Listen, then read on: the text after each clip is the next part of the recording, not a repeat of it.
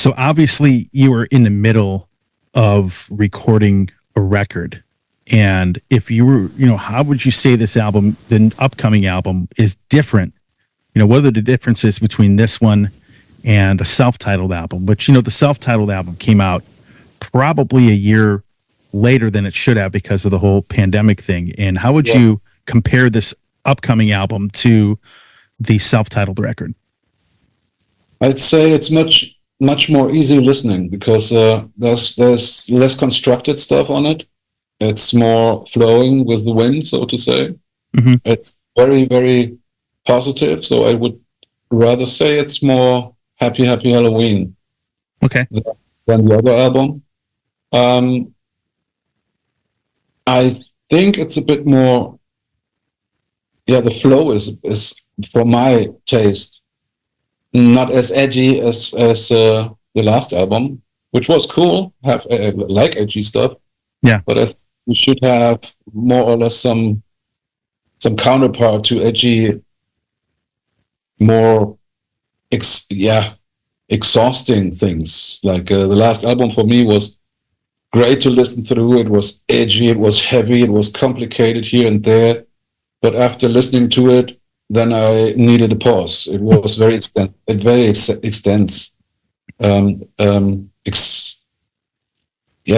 What's the right word? I'm only a German here. It was exhausting. Yeah, I gotcha. After this album, I needed some break. Put it that way. I loved it. I still love it, but it's demanding. Yeah, I think the next album would be much more easy listening. I think much more enjoyable to sing along. There are lots of parts in there, so I would rather describe it as a more happy Helloween album. Yeah, that would be the best description. Yeah, I would say there was some darker stuff on the self-titled album. It's almost kind of like, when, the Dark Ride had a lot of darker elements on it, and then you went to Rabbit Don't Come Easy, which had more, I guess, happier elements. It's probably the best way. You still had a little bit of that dark edge on Rabbit, but you kind of went a little more traditional, I guess. Like when you hear Just a Little Sign, and stuff like that. Yeah. I mean, it's hard to describe because there are lots of speedy and heavy things on it. But when I listen through it, I feel good. I mean, that's a good sign. Not that I felt bad when I listened to the last album. That's not what I mean. Oh, I gotcha. Don't twist my words. I will not do that. It's fun. I listen to it and it's fun. Definitely. So with that being said, I look at the history of this band. I look at how successful you have been. And the other day I was thinking to myself, how are things different now than they were, say, 25, 26 years ago, when I first met you guys? And, the interesting thing is, I thought about this.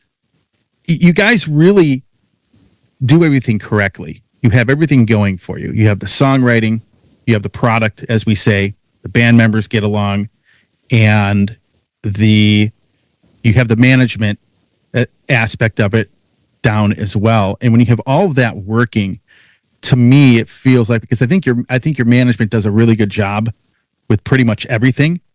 And I was just thinking back on this the other day, like how well everything goes for you guys now, because I remember it wasn't always like that either. There was one thing always missing, right? Now this band has been steadily successful. I mean, you think about it, you haven't even had a member change since 2005, maybe, where nobody's left the band. So it's just, everything goes so smoothly. And how much work did it take to really get there? I think you just need to get older. Right.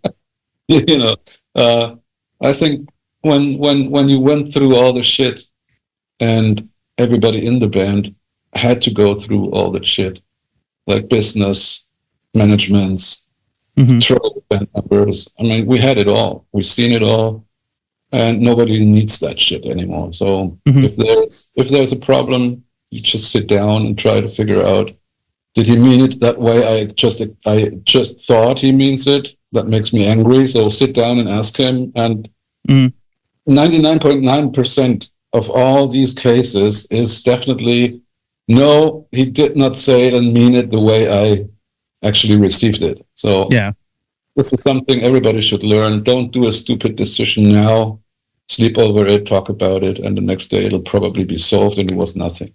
right. So back in the days, you directly kind of went into action. Oh, he was attacking me for whatever reason, or Right. you know, brought things up or made things up, and at the end of the day, when you just would have been a bit cooler and let the smoke pass, and when you see a little bit clearer and the red before your eyes is gone, and then you realize, okay, everything is fine.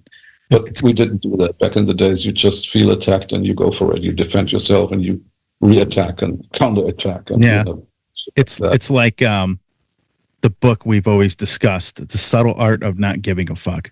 Yeah, there's only so many fucks to give. Exactly. Yeah, pretty much. I remember we've talked about that in the past.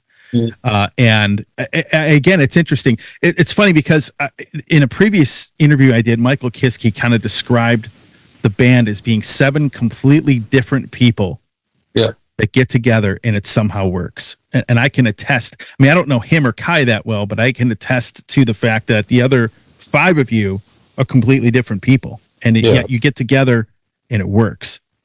I think the only thing you need to accept that you are different people. I think that's the main problem I think we had back in the days, because everybody actually expected the other to be and react and have the same opinion than yourself, you know. And when you are realizing, okay, we are all different people, so you have to accept that everybody probably has a different point of view, at least a millimeter to the left or a millimeter to the right, and you have to sit down and actually find a compromise. If you accept that everybody is different, that's not a bad thing. You just have to accept that you yourself may fail here and there, and maybe the other one is right. And again, when you're getting older, you have decades of comparisons, and you realize, okay, here I fucked up, there I fucked up, here I wasn't right, here I wasn't right. You know, you need that experience. And when you have that, you are a little bit more humble, you know, because you know you did things wrong, or you know you haven't been right back in the days here and there, and blah, blah, blah. So if you take that at a base, everything works out fine. And you just sit down with that knowledge and try to find a solution which is good enough for all here in the room. And that went down super the last years. I mean, no problem at all. Even if somebody was pissed off, completely pissed off for whatever reason, again, that somebody did not react like he did back in the days, like with aggression or something like that, but in normal words, and said, hey, I have a little problem here. You said this and that and blah, blah, blah. And how did you mean that? And then here comes the explanation, and you go like, oh, okay, all good. Thanks. You know? Yeah. Hey everybody, Tony here from the Metal Command podcast. Again, I appreciate your support. Since 1998, I have hosted this show in one form or another, starting off in radio and now in the podcast format. Again, thanks for watching, and if you like what you see and hear on this show, by all means, please hit the subscribe button, hit the little bell to be notified anytime I do post a video, and if you see this program on any other form of social media, please give me a follow there. Again, I always appreciate your support.